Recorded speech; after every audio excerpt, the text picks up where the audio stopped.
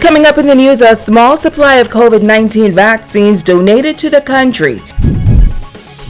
Also, the public transportation system under fire tonight as some residents claim they are being treated unfairly. And a 24-hour hotline launched to assist with domestic violence matters. The Bahamas Tonight, the Northern Edition, starts now. This is the Bahamas Tonight, Northern Edition.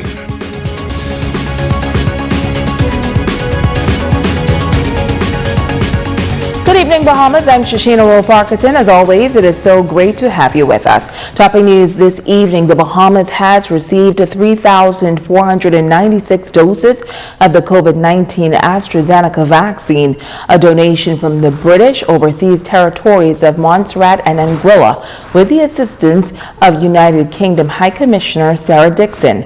Receiving the vaccines yesterday at the Lyndon Pinling International Airport, Dr. Marceline Dalweges, chair of the National COVID-19 Vaccine Consultative Committee and Special Health Advisor to the Prime Minister, says the vaccines are a welcomed addition to the current vaccine supplies and will be used to continue the administration of second doses.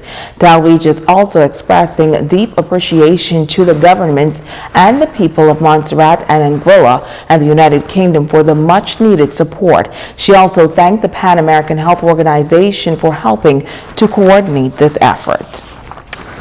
While hospitalizations from COVID-19 continue to rise, 79 of the 92 hospitalized cases throughout the country are considered moderately ill, and 22 of the 274 deaths are under investigation. Tonight, the head of the COVID task force shares whether or not some of these increased cases could be linked to the Delta variant and how COVID-related deaths are classified.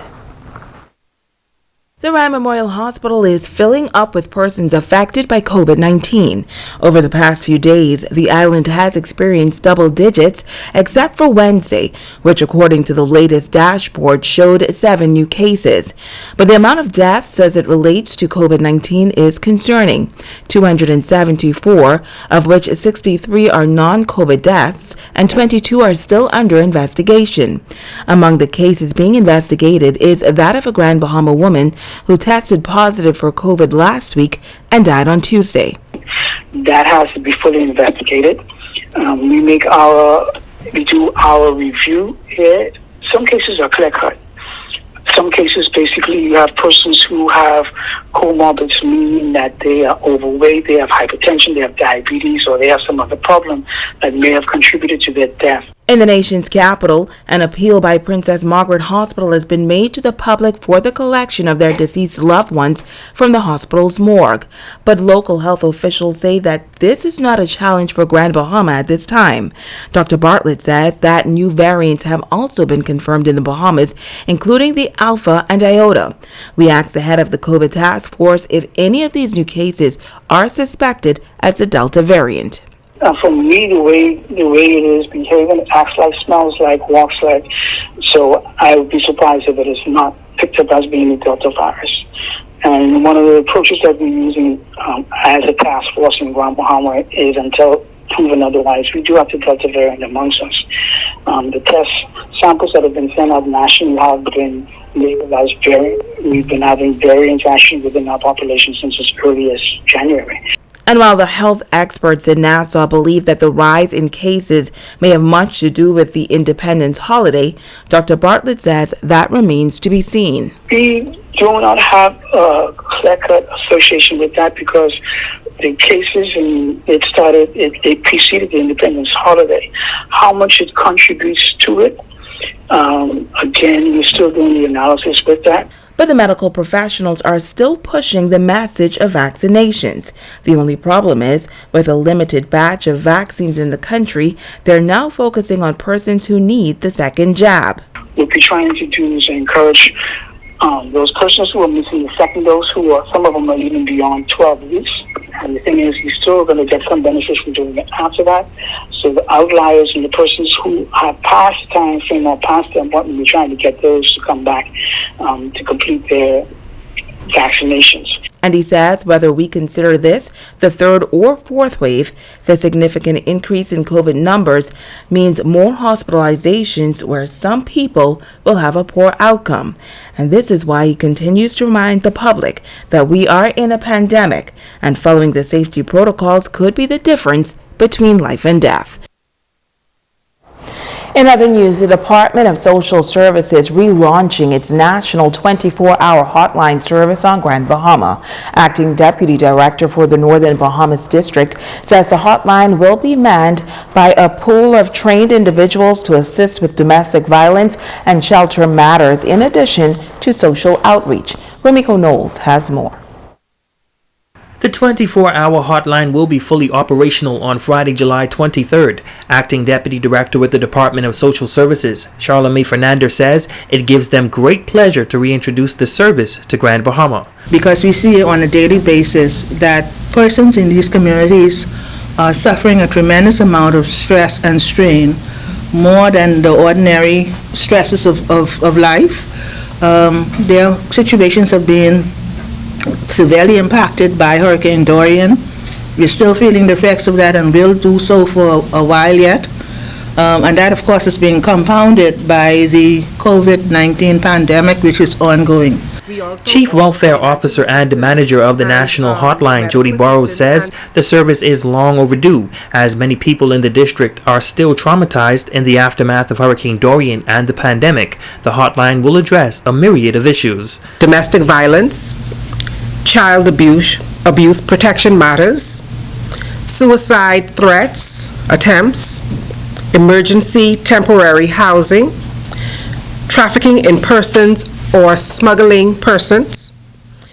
Based on the nature of the crisis, it may be necessary for us to refer your matters to agencies who are in the position to assist you. In addition, she says the department also offers several other assistance programs. We also offer financial assistance and medical assistance, and these assistances you can just come into the department to make application for. The cellular number for the hotline is 727-2471 or 352-9851 or 2. Now, officials note that the hotline is also available in New Providence, Abaco, and other Family Islands. Contacts can be made on all of the other Family Islands where the department has a local office through that office or the officer on the ground there. So they would offer the exact same types of services that Ms. Burrows had mentioned earlier. The hotline numbers are 727-2471, 352-9851, or 352-9852. Remiko Knowles, ZNS Network News. The public transportation system under fire tonight as some residents claim they are being treated unfairly by local bus drivers. The issues include overcharging passengers and the overcapacity of buses. While tonight, the chairman of the Grand Bahama Bus Association also addressing these concerns. Jamila Mizik reports. Some senior citizens allege that they have been overcharged, and on some occasions drivers would refuse to provide change after they would have collected the bus fare. Bus driver Jerome Smith admits that this is sometimes the case. Come on, you gotta work good. You can't work like animals, you gotta work like human beings. Some of them give people the change, they keep it, and that is wrong. I see it happen. The woman come on my bus and say, driver, use the first one. They give me 25 cents back. I say, miss, I don't give nobody money. Now, if you tell me keep it, it's fine.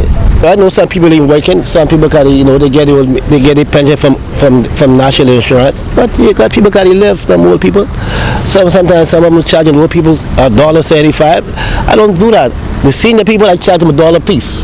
And Smith is also charging that some of his fellow bus drivers are not adhering to COVID safety protocols. The COVID is still on, so you can't jam up your people like sardine and sardine. If the mass carry 9 passengers, small bus carry 7, they by the law, but they don't obey by the law. You see. So you've witnessed them carrying more passengers than allowed? Yeah, all the time. Well, we spoke to Chairman of the GB Bus Association, Leslie Woodside, about the concerns of passengers, and he had this response. I would suggest to anyone, any passenger, who would utilize the bus system here in Grand Bahama, if they have any complaints,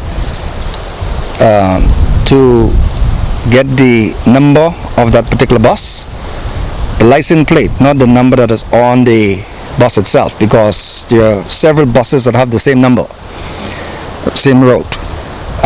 Get the license plate number and take that complaint to road traffic.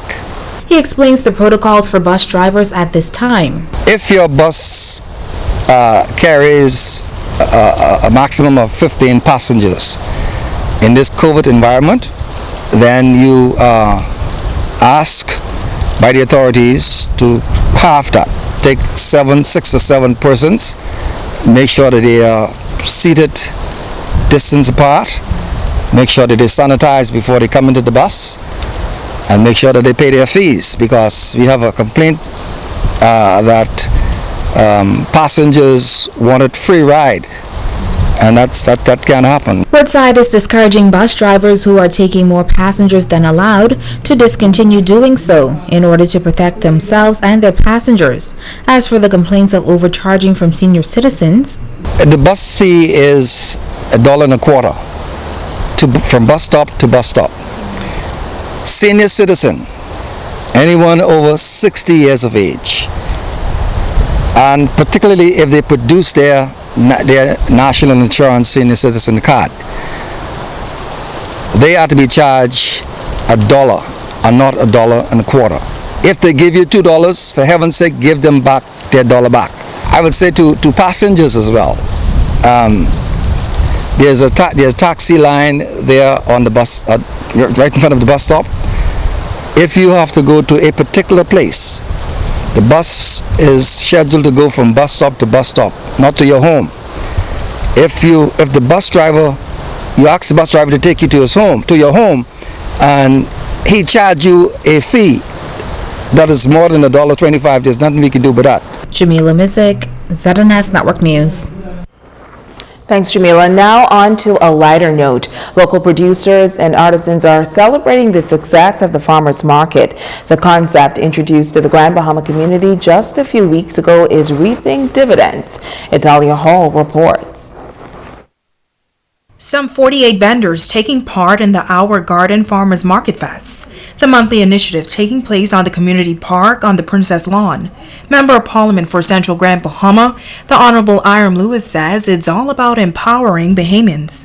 Through our partnership with Harcourt, we were given permission to come and clean the area up. It's now clean, it is beautifully restored. The general public and visitors alike, they're enjoying it.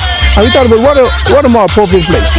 We couldn't find a more appropriate place to have events such as this. So we're looking at doing this on a monthly basis. The person can come out, they can sell their wares, they can sell their produce, and they can be empowered financially. He says vendors from the first event told him that their items sold out, and he is pleased to see Bahamians supporting one another. And as I see people here walking around with their shopping bags filled with souvenirs, filled with baked goods, filled with eggs, filled with plants and vegetable produce, it is just very exciting. Food security is very important. The Minister of Agriculture and Fisheries, he's been pushing it. We've been partnering, and I just want to encourage them to now not only grow their produce, understanding that they're not only feeding themselves directly, but they can now also earn a living by selling what it is that they grow in their backyard. Vendors Esther Farrington and Yvette Poitier say they are proud to be a part of the event. Coconut roll, tamarind sauce, cookies, anything in the pastry line is what we carry. I see you also have some plants here. Of course, we carry plants as well. You know, Dorian put us in the garden, so we have your fresh herbs and plants that be around the house. Thyme, pomegranate. Being home since last year March, I found that I had a little more time on my hand, so I just decided to pick up a hobby, and sewing was it.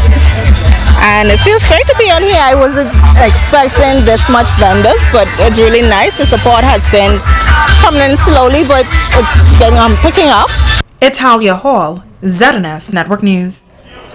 And in keeping with celebrations marking the country's 48th year of independence, we continue to highlight athletes who have represented the country abroad. Tonight, we hear from a 5-time Carifta swim team member who says when called on, he represents the Bahamas with pride. Here's Jay Philippe.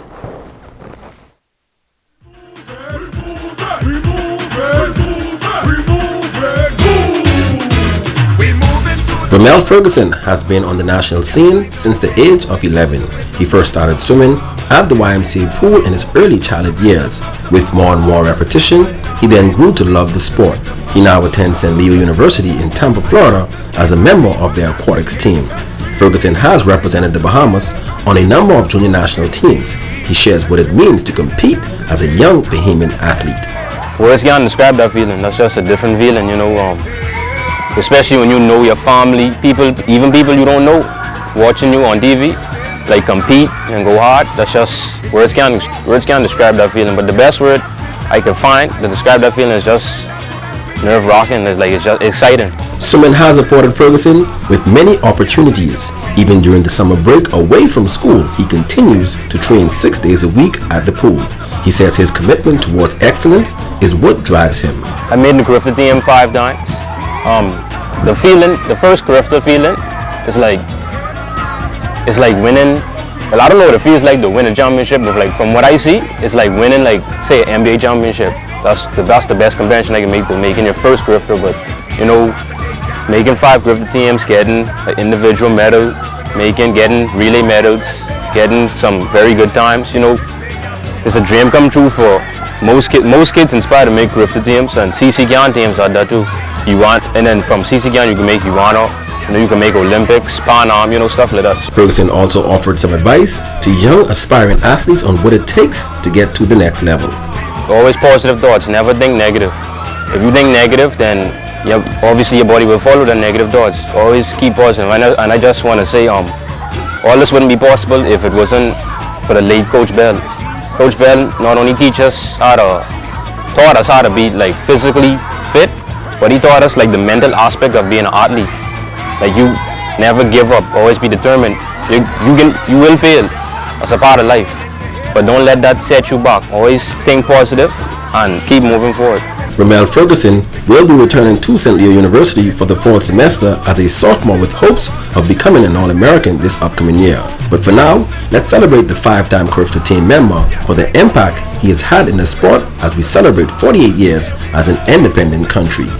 I'm Jay Philippe, ZNS Network News. What a wise young man. Stay with us. We'll be back right after this.